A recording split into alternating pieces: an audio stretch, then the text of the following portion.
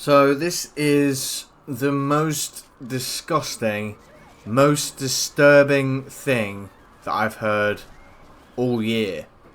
Because a lot of the time, when I hear something, it's like it's one thing and it's bad, you know. Somebody gets raped, it's bad. Somebody gets raped by someone that shouldn't have been here in the first place, that's even worse. Somebody kills themselves, that's terrible. Somebody, is recommended to kill themselves by someone that should have helped them. It's terrible. Somebody gets raped and the rapist gets away with it. It's awful. What happens when this is all in one case? And that's what's just happened. There's a woman in Spain. Her name was Noelia Castello. And I apologise if I'm not pronouncing that correctly. I know the Spanish have got their own, twang and everything like that. But unfortunately, today is the 27th of March. And she passed away yesterday by assisted suicide. Now, on the surface of it, somebody dying by assisted suicide is bad enough. But in all honesty, this is just layer after layer after layer of just terrible things that happened to this girl. Now, I'll give you the rundown, and I highly encourage you just to go and look at, a couple of articles about this, because it's quite well documented. So if what I'm saying is all sort of paraphrasing and stuff, I've got a Wikipedia page up in front of me about this case. But essentially, this girl, at the age of 13, she was taken into social care because her parents lost her house, and she was diagnosed with OCD and borderline personality disorder, and from 2015 until 2019, she was in this social care. It was government funded, as in like it's state care. Her caretaker was the government, effectively. It was their responsibility to look after her as a child. But the problem is, when she was there, the girl was raped. And not just raped, she was gang raped by, supposedly by African migrants.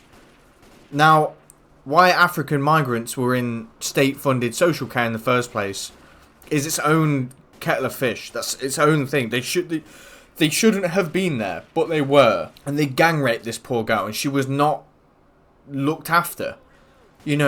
Admittedly, once that sort of thing happens, it's kind of damage done. And I have to say, one thing I really don't like is when people use they use word like, oh, she was raped. Well, I understand people saying like, oh, but it won't help with the algorithm to say that word, but it's such a brutal thing to happen to anybody. And we're kind of pandering around the word, trying to not say it. It's like, why can this happen to this girl and we can't even say the word? The people that did this to her were then not prosecuted. They are still free in the streets of Spain. The same happens with, the Pakistani grooming gangs. That's why, the rape gangs. They were not prosecuted. A lot of the times, actually, the girls were prosecuted, which is absolutely unbelievable. It doesn't even sound real, but that's what's been happening, and it's all kind of in the name of diversity and equality. How that's creating equality is absolutely beyond me. But this girl, she left in 2019 that's when she was an adult and she could voluntarily leave state care. Now, in 2022, this girl attempted to take her own life. She jumped off the 5th story of a building and somehow survived it. Unfortunately, though, as if her mental state wasn't already bad enough, this made her a paraplegic. So now she's got that mental burden and she can't really walk. So her life was just in absolute shambles. And so already she's been failed. But what she then was led down the path of is assisted suicide. So treatment is, not even a question. This is now a form of treatment. The doctor is literally saying, well, you could just kill yourself. And that is, unfortunately, the path that she went down. However, another, as if this wasn't already bad enough, her lawyer was saying that one of the reasons that she was being pushed into assisted dying is because of the fact that the hospital had already allocated her organs and had them arranged, and they were worth 8 million euros. Now, obviously, she's going to be dead, so she is not going to receive 8 million euros, but nor is her loved ones. The money will be going to the hospital and the doctors and the people that organised it.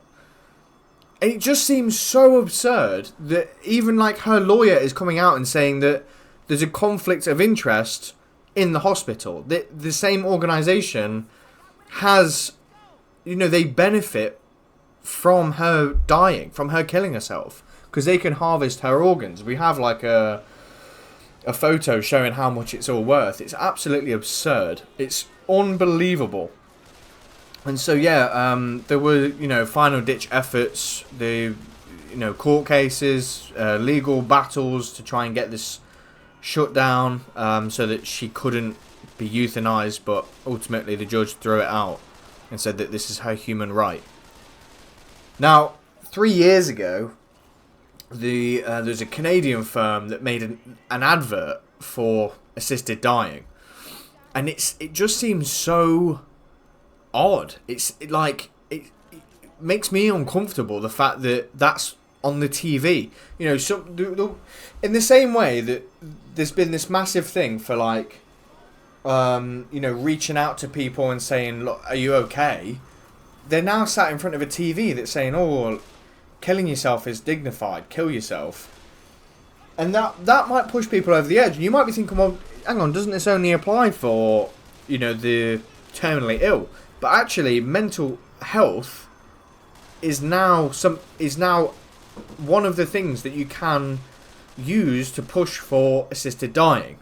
You can basically, your treatment for mental health issues can just be suicide.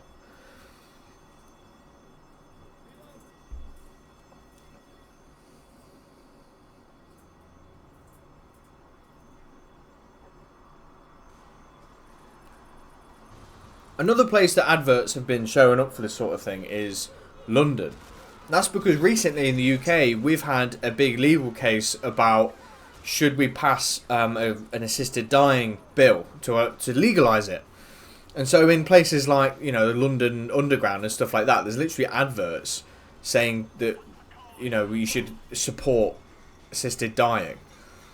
And there's a known phenomenon in the UK, and I'm very much aware of it. I think for a lot of us, we started off thinking like there's no way this is true. But yeah, it turned out when you actually look at it, adverts in the UK, they have like a motive, I suppose you can say. Because if there's a white man in an advert, it's because he's an idiot.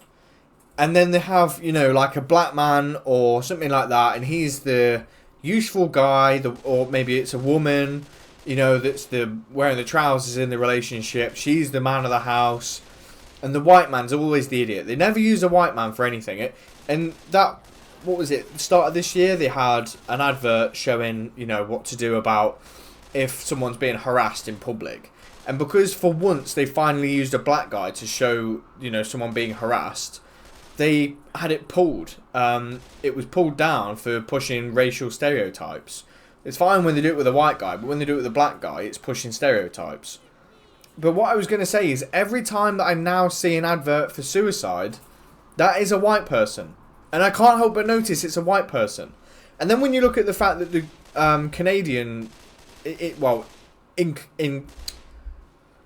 then when you look at Canada, the percentage of people killing themselves, it's all white people.